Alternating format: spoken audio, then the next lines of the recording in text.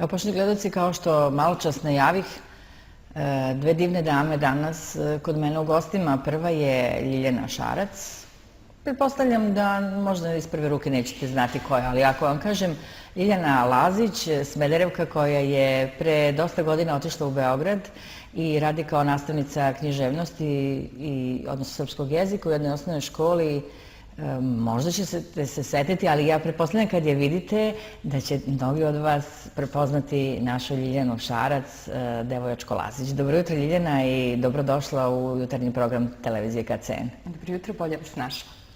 Razlog za ovaj današnji susret su romani koje si do sada napisala, ali za 3 godine, nepune 3 godine, od 2015. do sada, evo, treći roman je već izašao i to u nimalo nezavidnom tiražu, vrlo dobro ide i nekako te ta čitalačka publika prepoznaje.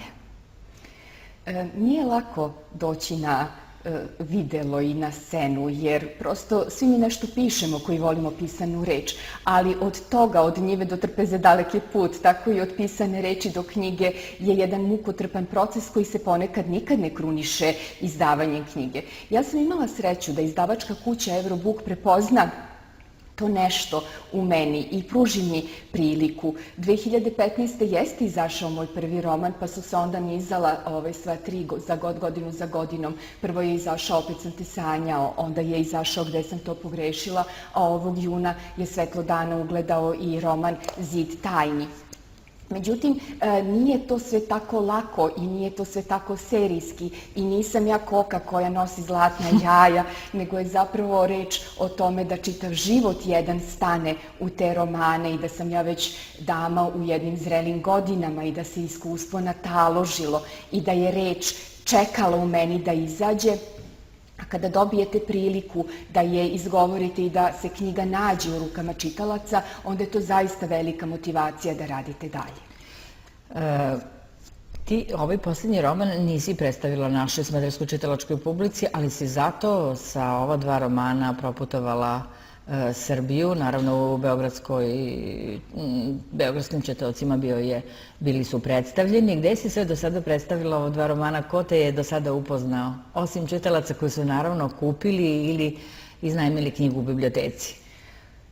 Na književnoj sceni, svetskoj, srpskoj, je veliko šarenilo. I jako je teško da se vi uhvatite baš za određeni roman slučajno. Obično se radi o dobroj preporuci, obično se radi da negde čujete za knjigu pa posegnete za njom. Zato treba da vi odete čitaocima u goste. To su obično biblioteke, književne večeri, promocije. Ja sam ih zaista imala dosta. Ja sam poželjela da se za moje knjige čuje. Tako da sam stvarno prvu promociju imala na sajmu i svaki sajam je mesto i vreme najbolje kada izađem. To je direktno, znači sa čitaocima, sa Taj publikom. kontakt je fenomenalan i oni prosto onako markiraju nove stvari i čuju i znaju. I uopšte ne mora da vas kupe tada, ali vas imaju negde u svesti pa vas onda potraže kada budu spremni za vašu knjigu. A onda sam promociju imala 2 puta u Smederevu. Smederevska narodna biblioteka je divno mesto za promovisanje romana i uvek je doprla do čitalaca i do njihovih srca.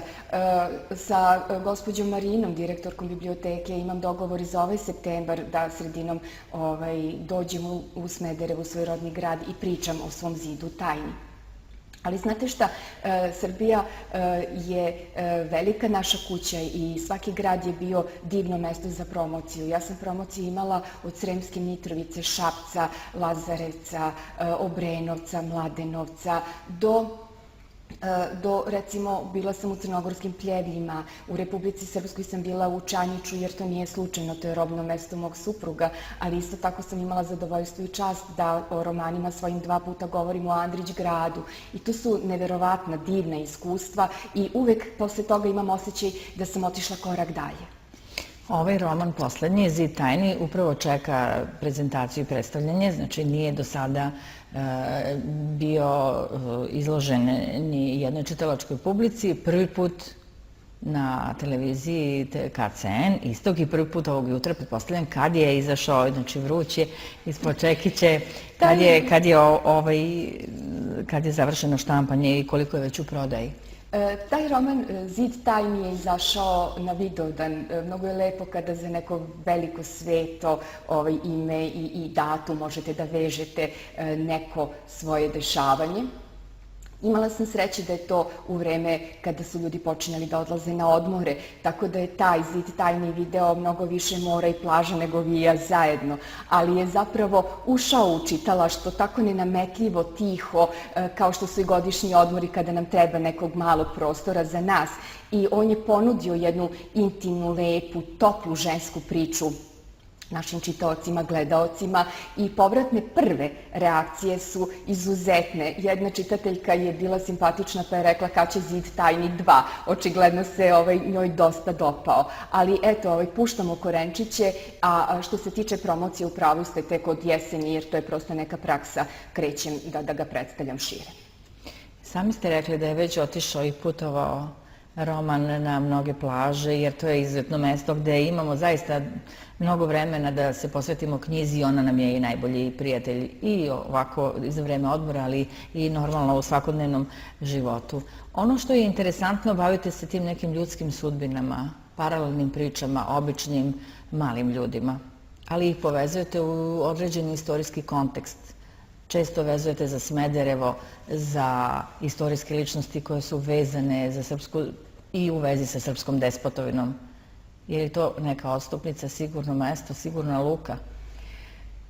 Kada sam kretala sa pisanjem, htela sam da budem uverljiva, htela sam da znam o čemu govorim, htela sam da se ja dobro osjećam u toj priči. A to je bilo moguće samo ako posegnem za onim što je meni dobro poznato i blisko. Ja mogu da odem gde god, na kraj sveta, ali moje Smederevo je ono što je moj identitet i ono gde se ja osjećam dobro i sigurno.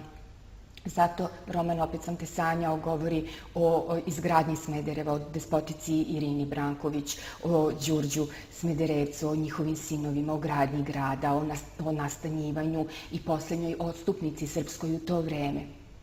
Nekako se pokazalo da sam posegnula za temom koja nije bila često eksploatisana, i taj ugao gledanja na našu despoticu koji je pozitivan, ženski, afirmativan, koji je pokušavao da otkloni onu odrednicu prokleta sa njenog imena, se je ljudima dopao, ali ne samo zato što je to bila puka tvrdnja, nego zato što sam ja pokušala da nju zaista odbranim od te neke loše kobi i senke koju se nepravedno nadvila nad nju.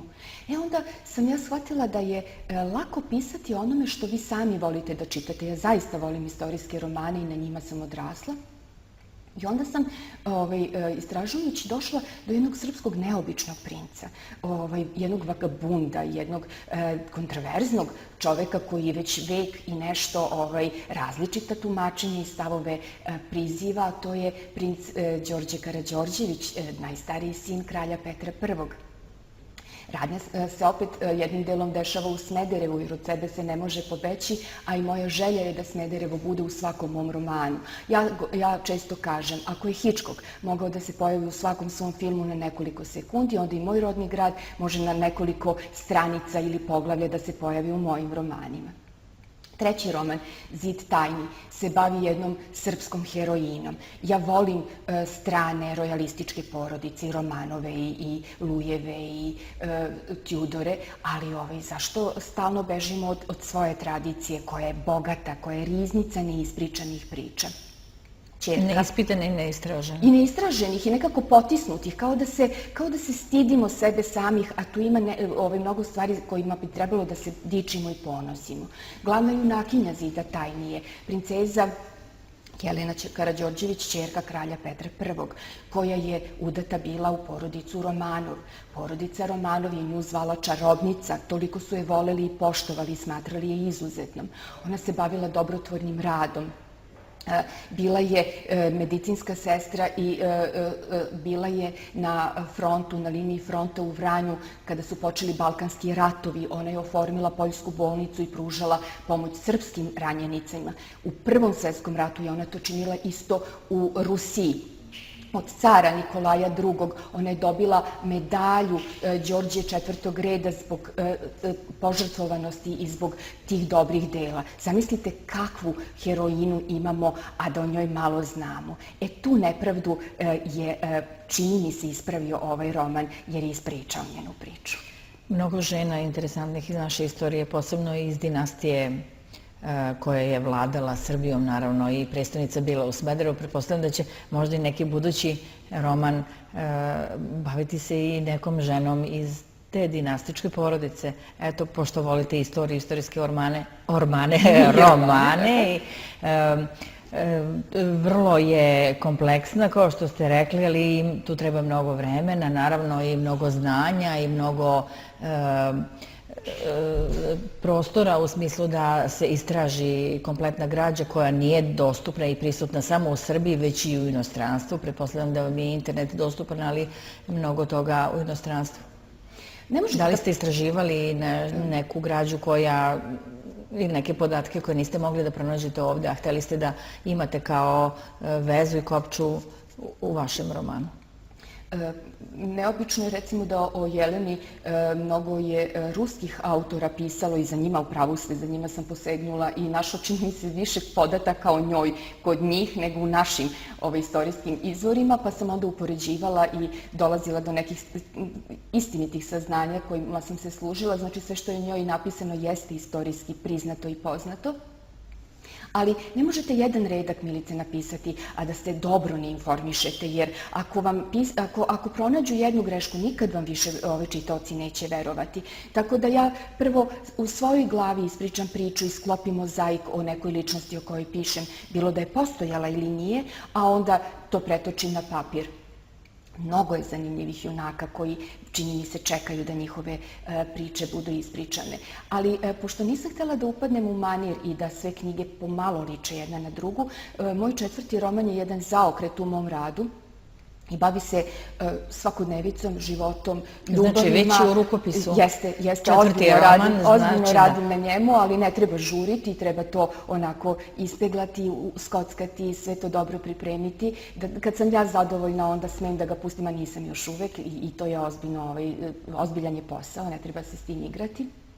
Ali treba ponekad pričati i naše svakodnevne priče, pričati o ljubavi, o prevari, o bolesti, o porodičnim odnosima. Tako da posežem za temama koje su svuda oko nas, a koje čekaju da budu ispričane i ljudi vole te obične priče. Tako da mislim da nas tek čeka druženje i ozbiljan posao. Ko voli i ko je čitao Ljiljanu Habjanović-Đurović i uporedi ono što sam ja imala priliku i čast da pročitam u kratkim crtama, naravno, ovim romanima, podsjećate dosta, a meni je veliko zadovoljstvo što sam čula da su vam i rekli, jel tako, na prezentacijama i oni ljudi koji su stručni iz oblasti književnosti, da takođe ličite pomalo na nju. Pretpostavljam da je vama velika satisfakcija u tom smislu da možete da ličite na jednu takvu instituciju kao što je Ljiljana Habjanović-Đurović. Ja vam ne znam što da kažem za kraj, da obećamo nešto Smederevcima. Pa prvo da se vidimo u septembru na književnoj večeri, da se družimo oči u oči pa da možemo da porazgovaramo, jer svaki susret se zapravo pretvori u jedan divan dijalog. Onda ću da im obećam da će našeg Smedereva da bude uvek u mojim knjigama bilo kao scena na kojoj se radnja dešava ili u nekom sitnom detalju, ali je to neispričana priča, to je ono never ending story, uvek može dalje, uvek može više i meni će da bude jako drago da tu priču pričamo dugo. Još nešto smo zaboravili, s obzirom na to da se bliži Smederevska pesnička jesen. Vi ste takođe pisali pesme i dobitnik ste jednog Smederevskog Orfeja 1997. godine. Ne pišete pesme, je li to sad ostalo onako ad acta? Na stand-by-u je, pa će možda da se probudi i ta neka mogućnost da se zapiše nešto u stihu?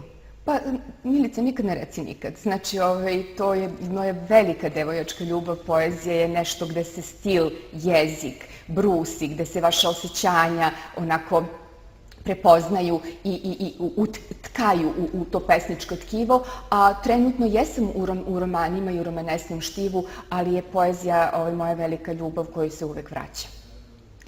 Hvala Ljiljana što ste bili gosti. Dođite nam opet, naravno. Vidimo se na toj književnoj večeri u septembru. Ja vam toplo preporučujem Zid tajni. Pretpostavljam da ga ima u knjižarama. Da li ga ima u Smederevu? Ima ga u Smederevu, da, u Evrobukovoj knjižari kod zadužbine. Ja vas molim da pročitate i da se uverite u ono što smo pričale nas dve, Ljiljana Šarac i ja, ovoga jutra. Hvala još jednom, želim vam mnogo sreće, želim vam da budete zaista pisateljica koja će imati velike tiraže i koja će izdavati svoje tiraže više puta, kao što je to bio slučaj sa ova dva prethodna romana koje su izvanredno prodati do sada, a mi se vidimo u septembru. Hvala još jednom. Hvala, bilo mi je zadovoljstvo. Poštovani gledaoci, mi sada idemo na jedan